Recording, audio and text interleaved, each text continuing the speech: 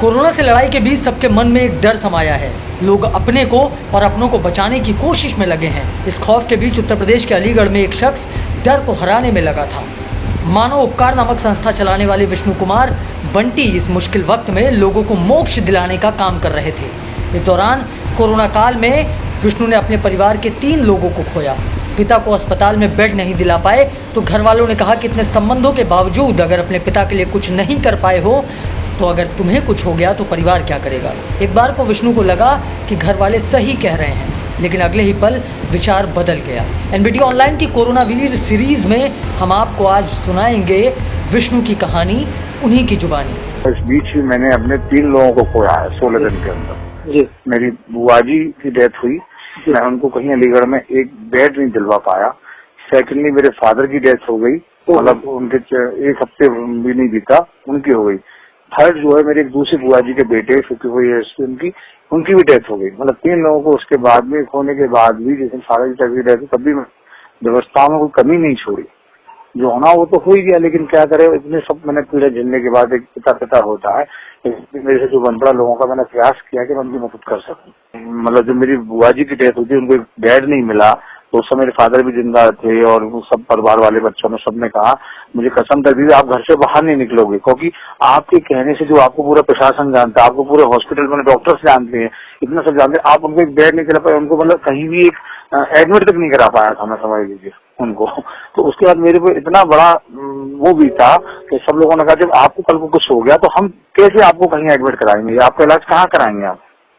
बिल्कुल जिस स्टेज से वो था, लेकिन उन सब के बावजूद मनुष्य ऊपर वाले के भरोसे, ईश्वर के भरोसे मैं अपने सेवा भाव में लगा रहा, प्रयास कर रहा हूँ कि जितना अधिक से अधिक लोगों की मदद हो सके और ये बीमारी जल्दी जल्दी दूर हो सके यहाँ से, पूरे देश से विश्व से। विष्णु, इसके अलावा जैसे मुझे जानकारी मिली कि आप जो लावारिस होते हैं या ऐसे लोग जो जिनके पास लोग नहीं आते, उनके कई लोगों ने परिवार वालों ने भी साथ छोड़ दिया था, आप उन शवों का अंतिम संस्कार करते हैं। इसके अलावा भी क्या आपने किसी और तरीके से लोगों की मदद करने की कोशिश की इस दौरान?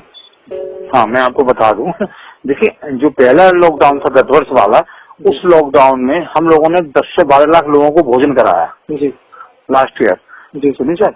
और प्लस हमने कम से कम लाखों लोगों को चाय बिस्किट भी दी।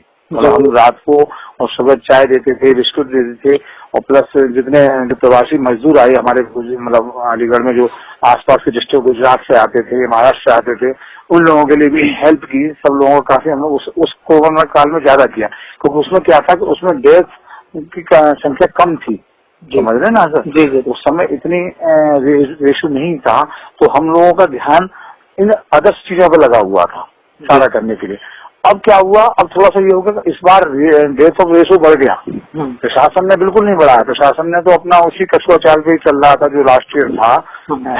क्या वजह थी क्या था हमें नहीं मालूम, लेकिन हम पर उन लोगों का दुख नहीं देखा जा रहा कि जो ऐसे लोग रात को 1-1 बजे 1:30 बजे डेड बॉडी लेके आ जाते थे। हमारे पास केवल 12 लोगों की जगह थी, जो हमारा नुमाइश ग्राउंड का अलीगढ़ में सबसे बड़ा क्रिमिनेशन ग्राउंड माना जाता है उसको। सारी बातें जितने भी कैसे भी सेंसिटिव केस होते हैं, चाहे किसी का मर्डर का हो, चाहे कर्फ्यू में हो, चाहे कैसा भी हो, यानी सारे सब लोग यहीं आते हैं। फिर 12 थे, 12 प्लेटफार्म थे ओनली, और उसमें भी हिंदू माइनॉरिटी आप जानते हैं कि जब तक अस्थियां नहीं उठ जाती तो दूसरा खाली नहीं होता, 1 दिन 2 दिन 3 दिन में अस्थियां उठने तक में भी लगता है, फूल जो होते हैं उनके बॉन्स जो है उठने में।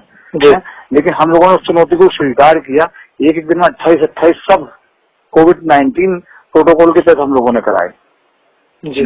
तो बड़ा उसको हमने मतलब 12 से 16 किया, 16 से 20 किया, 20 से 24 किया, 24 से 30 के 32, यानी कि हमारे पास जगह नहीं रहेगी।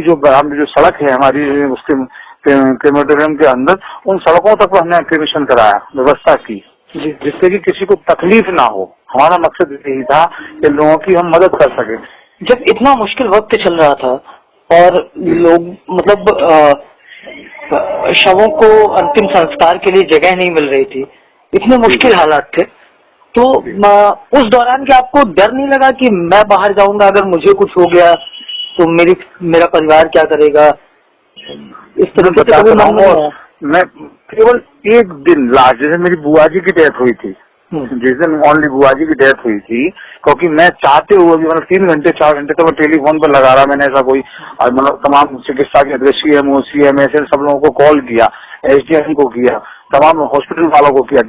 उस दिन जब बुआ जी की डेथ हो गई, मतलब मेरे टेलीफोन में सारे के पास आश्वासन मिलते रहे, कहीं कुछ नहीं हुआ।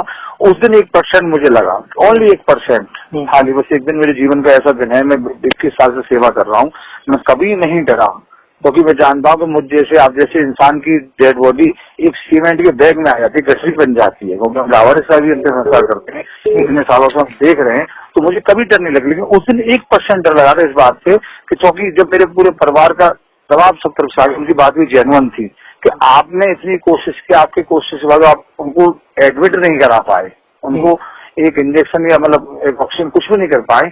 अगर कल को आपको हो गया, आपको सुबह से शाम तक वहां लग रहे हैं, तो कौन करेगा, कैसे करेगा?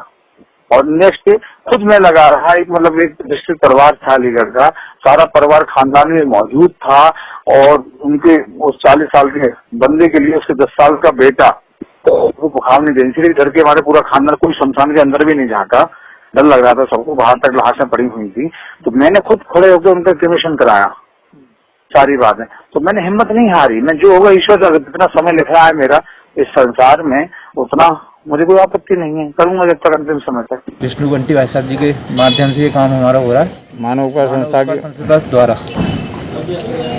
के द्वारा ये हमारा काम किया जा रहा है। भाई साहब से हमारी भेंट हुई, भाई साहब ने फ़ोन भी किया था, इंस्पेक्टर द्वारा फ़ोन भी आया था मेरे पास, भाई साहब के फ़ोन आया विष्णु बंटी भाई साहब जी को, कितनी देर में आ रहे हो, मैंने आगे तुरंत एप्लीकेशन दी, जिससे भाई साहब ने तुरंत 5 बॉडी होते सोते ही भाई साहब ने तुरंत मेरा काम भाई साहब आप रुको अभी कराते हैं, तुरंत उसको बॉडी को तुरंत लगवाने के लिए तैयारी में थे। अलीगढ़ के रहने वाले अखिल के पिता भी कोविड पॉजिटिव थे, उनके अंतिम संस्कार की व्यवस्था भी विष्णु ने ही की थी। विष्णु को लेकर अखिल क्या कहते हैं, जरा सुनिए। विष्णु बंटी जो है बढ़िया इंसान, इस सारे उत्तर प्रदेश में इस तरह का सामाजिक कार्य करने वाला बंदा नहीं मिलेगा, क्योंकि अपनी जान पर खेल कर जो बंदा इस तरह के काम को कर रहा है, ऐसा एक भी मिसाल मेरे को उत्तर प्रदेश में किसी भी शहर में भाई साहब नहीं मिलती। ये वो कार्य कर रही है जो कार्य बिल्कुल असंभव है, और इसके पीछे कोई स्वार्थ नहीं है। इसके अलावा ये जो व्यवस्था करते हैं, जो लोग खर्च नहीं कर पाते, उनकी व्यवस्था भी काफी कुछ अपने पास से करते हैं।